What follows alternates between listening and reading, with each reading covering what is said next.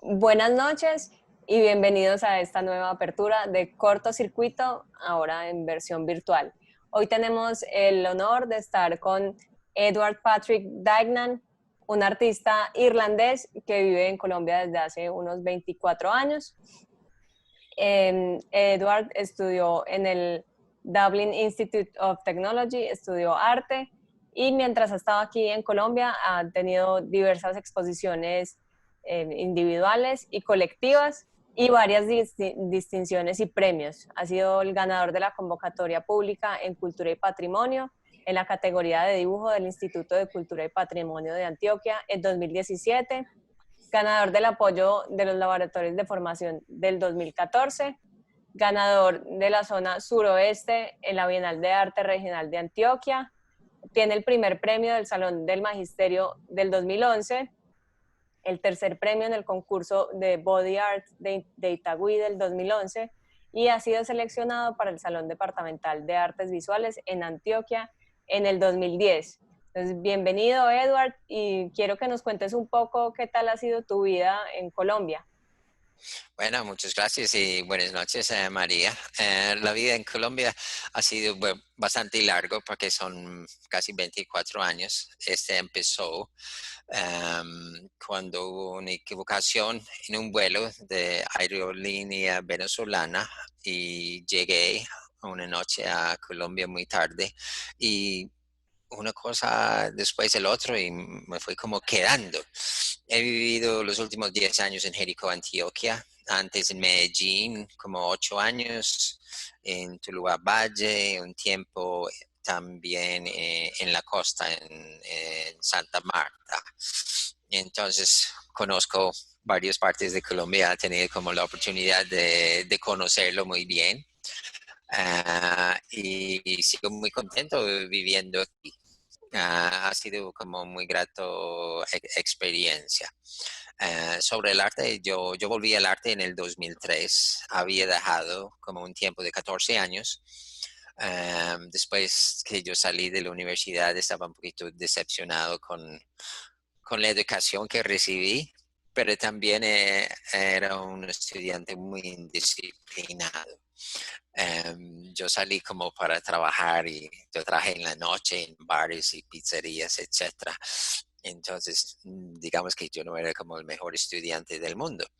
Pero en el 2003 yo vuelvo a practicar el arte cuando estaba viviendo en Medellín.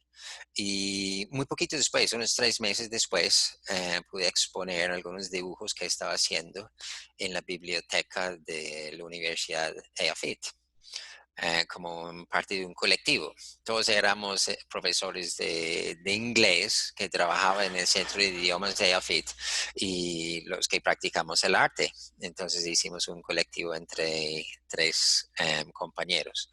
Entonces esa era como una motivación también para seguir. Siempre ha sido como dibujante en esto. Trabajo todo tipo de formatos, como sabes, de panorámica rural era el más grande, que es de 7 metros 20 de largo.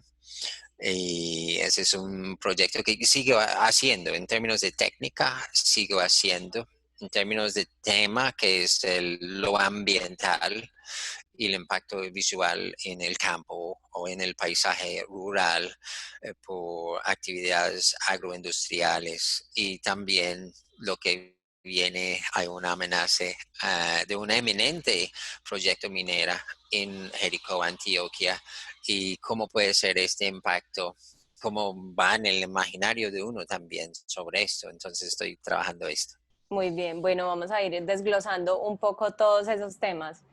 Qué interesante eso que dices de que dejaste de ser artista después de la universidad. A mí me ha pasado un poco lo mismo y después de 10 años volví a pintar. Eso hay que agradecérselo a este confinamiento. Well, Eh, sí, sí, sí. pero bueno, volviendo al tema de tu obra y a este tema de panorámica rural, que es una obra muy grande, como decías, de 7 metros por 1,20, creo que es. Sí. Esta es una obra muy impactante que tuve la suerte de conocer en Jericó, en el Museo Maja, y además es muy bonita, o sea, está justo a la entrada del museo, al otro lado del patio, y es gigante, o sea, es imposible no verla. ¿Por qué no nos cuentas un poco de esa conceptualización de la obra? O sea, desde el paisaje, porque sé que quieres escapar un poco el formato del paisaje clásico. Entonces, primero hablemos del paisaje, o sea, cómo se modifican estos paisajes. Ok, yo siempre boceteo y siempre como busco modelos, a veces son personas, bovinos, vacas, mucho, llevo el campo y boceteo y tengo un proyecto anterior de esto que era enfocado en esos bovinos, a veces los perros también, también hago esculturas y cerámicas y en animales. Y yo lo vi como esa falla, lo que estaba dejando a un lado el paisaje. Nunca he sido como inspirado por esto. Entonces yo tenía esa pregunta sobre el entorno. Yo quise hacer un trabajo sobre el entorno de Jericó, que tiene unos paisajes muy bonitos. Y yo no me guiaba por lo bonito, yo quise hacer algo como más estructural, más político. Entonces en el paisaje se vio un cambio por unos extensos zonas de cultivo, de monocultivos que lo protegen con cintas de plástico. Y eso es muy particular, esas cintas también, porque a mí me dio con qué trabajar, pero también son muy esculturales. Entonces hay como una estética. Uno no puede decir que, ok, plástico en un paisaje es bonito, sabiendo que utilizan mucho agroquímico que está debajo de esos plásticos, el daño, en cierto modo, de medio ambiente, de las abejas, por ejemplo, y insectos que se van como bajando la población por eso. Pero sí, hay una cierta belleza como a una cierta hora el sol brilla encima del plástico. Es como muy particular cuando uno olvida de lo que se representa y a mí me hace recordar de los trabajos de Jean-Claude y Cristo que hacen unos trabajos con telas en el campo, unas cosas muy grandes y gigantes. Entonces yo estoy haciendo un comentario sobre el impacto visual y tratando de no ser demasiado crítico sobre este impacto agroquímico, pero hablando también de lo que se hace con la estética en el paisaje. Claro, y un paisaje en un pueblo de Antioquia que es muy turístico, ¿no? O sea, hay gente que va hasta allí solo a ver el paisaje. Sí, no, todo lo que es el cañón de Cauca es muy bonito. Hay varios pueblos en esa zona, pero también Jericó, las casas son muy preservados, son de estilo republicano y ese también tiene una llamativa. Y los casas que son más modernos, que han construido en otro momento y que tienen ventanas de metal o de vidrio, están cambiándolos, están haciendo una inversión para volver a utilizar la madera en las ventanas y son ventanas muy bonitas. Entonces, tiene como, Jericó tiene este atractivo también. Sobre el paisaje en el campo no es original, natural completamente. Aunque las zonas que tienen bosque, se puede preguntar mucho qué tan original han sido ellos hasta antes de la llegada de conquista de los españoles, etcétera. No Claro, sabemos. va evolucionando también ese tema del paisaje. Bueno, Sí. y otro tema que tocas en la obra, además de este cambio en el paisaje con esos plásticos, es el tema político y ambiental, que van muy de la mano. ¿Mm? ¿Qué pasa en Antioquia con este tema? Sí, a veces hay temas de moda que tienen más prevalencia sobre otras. Por ejemplo, el cultivo de pino está como en segundo plano porque hay mucha más preocupación sobre la minería y a veces no tenemos suficiente información o a veces los cultivos de pinos acercan demasiado a los ríos y no hay gente ahí de cómo protestarlo. Entonces, sí, yo quiero como abarcar todo en esto, hace como más global de qué es que realmente impacta el paisaje, si es ganadería, si es los monocultivos con invernaderos, si de monocultivo de pinos, que realmente puede ver como, oh, bonito en el paisaje, oh, parece como a Canadá, pero está pasando en muchas partes, también en Europa, también en mi país nativo, que es Irlanda, donde tiene la misma cosa está pasando con el paisaje, la sembrada de pinos. Sitka es el nombre científico de este árbol. Entonces, cuando lo talan, dejan unas zonas muy devastados. Bueno, el suelo sirve menos, se pueden hacer de pronto otras dos sembradas de pino y después el suelo no es servible después. Entonces, lo que yo hago me enfoco en el impacto visual de esto. Sobre los pinos hice una serie bueno, hay dos, uno se llama textos, porque parece como textos los troncos apilados en el suelo, en esos claros de bosque que crean cuando talan. Entonces, y hay otra serie que se llama claros oscuros, que se trata de esto, y son más abstractos. Yo con el tiempo fui como más abstracto, haciendo composiciones que no solamente estaban enfocados en la referente visual, como la fotografía, que hice muchos como registros al principio. Entonces son más abstractos.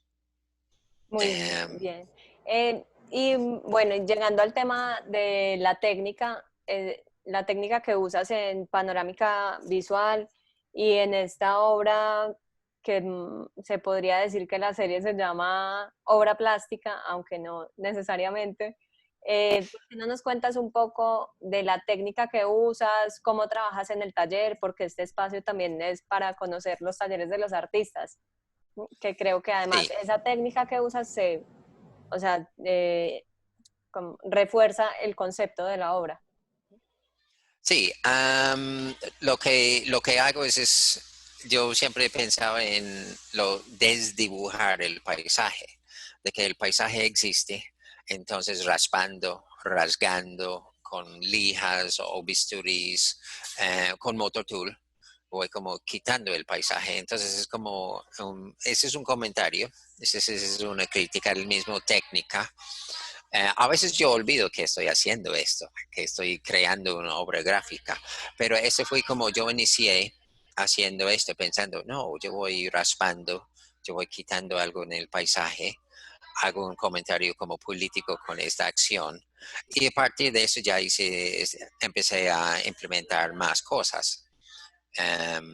Y sobre diferentes superficies, hasta sobre superficies de yeso, placas con yeso, donde intervengo con motor tool y voy como quitando, formando zonas de escalas de grises con esto. También a veces usas cinta de enmascarar, me contabas antes. Sí, eso es como en el último, porque cuando uno está trabajando, es práctico. Cuando uno se está trabajando con carboncillo, se difumina mucho, pues ensucia, obviamente uno se ensucia las manos mucho y se ensucia el papel.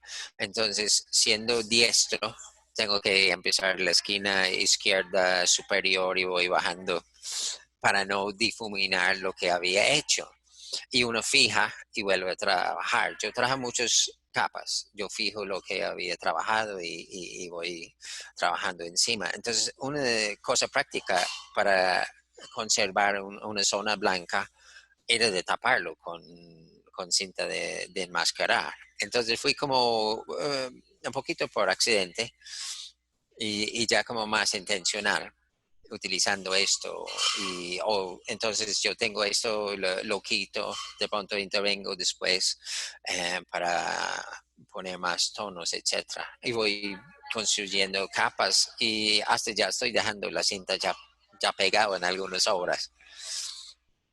Muy bien, Eduardo. Y eso también le va agregando pues como más elementos a la obra. ¿cierto? Estas técnicas y este pegar y despegar. ¿M? Y bueno, cuéntanos un poco cómo fue el proceso de hacer panorámica rural. O sea, es una obra grandísima, 7 metros por 1,20, el rollo de papel fabriano entero. O sea, técnicamente tiene que haber sido muy complicado. No, estaba muy sencillo, más de lo que yo pensé, porque lo pensé mucho tiempo antes de cómo iba a desarrollarlo. Y el plan era el no es un rollo entero. Yo quise hacer un dibujo en papel más grande que podía, pero era de 10 metros. El papel es de 10 metros y 1 por 50. Pero resulta que para enmarcarlo o para montarlo con un fondo que se sostiene en triplex, las medidas eran 1,20 por 2,40, hacia el vidrio también, que eran 3 paños, y la pared donde iba a estar expuesto no me daba para poner todo el rollo. Entonces yo decidí, también por la construcción del caballete, que son 3 hojas de triplex, de confinarme a 7,20 metros. Y está basado en un paisaje que realmente existe. Aunque yo pudiera extender hasta el doble el tamaño para hacer la escala, para incluir más invernaderos. Entonces, yo lo achiqué ciertas partes para acomodarlo a los 7,20 metros. Realmente es mucho más grande y mucho más extenso en esa zona que es el corregimiento de Palo Cabildo en Jericó, donde se ve todo esto. Sí, construir el caballete en el taller, lo traje en redondo, teniendo un espacio de 3,20 metros, que es el ancho del taller para trabajar. Y tapé la puerta, me tocó agachar debajo para poder entrar el taller para trabajar. Realmente fue como muy rápido, porque cuando uno trabaja con carboncillo, yo creo que lo hice en 3 semanas. Desde que empecé y monté el caballete, 3 semanas de trabajo. ¿Y cómo fue el proceso de conceptualización? O sea, ¿viste los paisajes, luego tomaste fotografías o cómo llegaste luego a la obra? Ok, bueno, la idea existía de siempre trabajar esgrafiada o de raspar el paisaje. Yo al campo, tomé fotos. Me gusté ya cuando tengo el foto en color, de pronto pasarlo a blanco y negro para ver los tonos mejor para poder trabajar. Y hice como unas 3 horas antes, como ensayando, filmando el proceso también, porque presenté el proyecto al instituto después, el Instituto de Cultura y Patrimonio de Antioquia. Entonces tenía como un referente de cómo estaba trabajando. Entonces, en términos de documentación, pues tomo referentes fotográficos, voy al campo, gasté el día. Más tarde contraté una empresa con un dron para tomar unas imágenes desde una altura. eh, y hice como una serie basado en esto. Y ahora todos los trabajos que están haciendo son así, aéreas, son desde arriba. El paisaje ya no es una cosa, es menos tradicional aún. Y algunas imágenes lo saqué de Google Maps para trabajar. Entonces no tengo ya ir a gastar el tiempo o los recursos de tomar yo mismo los referentes. Muy bien, muy interesante toda la conceptualización pues de una obra de ese tamaño. Y qué bien que te encontraste con que no era tan difícil de hacer. Se imagina uno que hacer algo así es, bueno, un monstruo. No, resulta más fácil. Realmente de ponerlo en redondo para trabajar en el taller, eso es una ventaja, porque tú puedes ver todo. Si yo tuviera un muro mucho más largo que pudiera caber los 7,20 metros, yo tendría que retirarme mucho más. Yo tendría que tener un taller mucho más grande para poder visualizarlo. entonces no resultó tan difícil. Muy bien, bueno, Edward, ¿y por qué no nos cuentas un poco del nuevo proyecto en el que estás trabajando, el de los pinos? Que ese es el que Ok, entiendo. sí, estoy en esto porque estoy muy como enredado con utilizar estas cintas para producir, no me gustaría decir efecto, pero en uno de esos experimentos producí como esta imagen de los pinos cuando están talados o las ramas, los troncos que están como esparcidos en el terreno. Es una imagen muy caótico. Entonces, estoy trabajando mucho, no tanto pegado al referente, yo estoy como haciendo construcciones más abstractas. Entonces, este inicial trabajo sobre esas talas me dan un concepto también como una imagen visual para seguir trabajando una cosa muy caótico y trabajando con esas cintas. Yo cuando me siento a hacer un trabajo, yo no trato de no pensar demasiado en lo que hice antes para estar mucho más libre para arrancar, pero ya tengo como un bagaje con toda esa experimentación. Sí, que me quedo ahí como trabajando el tema, mirando cómo puede representar lo que quiero decir, que es de este impacto visual que causamos como seres humanos. Sí, muy evidente, cada vez más evidente. Bueno, Ah, Edward, bueno, muchísimas gracias por mostrarnos tu trabajo, por mostrarnos tu taller y por esta conversación. Espero volver a ver esa obra grandota en el Maja, que me gusta mucho. bueno, no, muchas gracias por la invitación.